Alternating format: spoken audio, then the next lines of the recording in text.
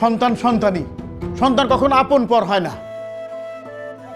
আমরা তখন নিঃসন্তান ছিলাম, তখন ওই তো আমাদের ঘর আলো করে আসলো।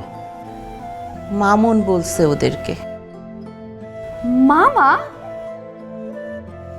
মামাই কাজ করছে?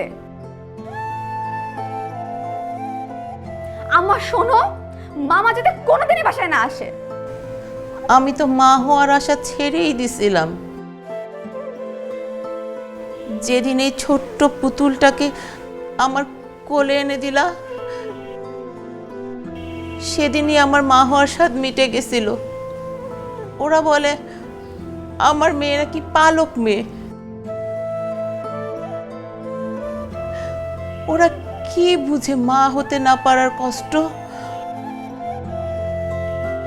আমার মেয়েকে আমি নিজের হাতে খাওয়াইছি,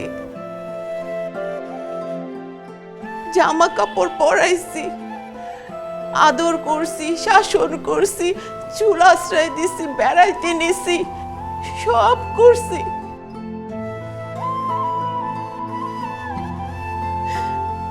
আর ওরা বলে আমার মেয়ে নাকি আমার মেয়ে না। কি বুঝে ওরা মা হইতে না পারার কষ্ট?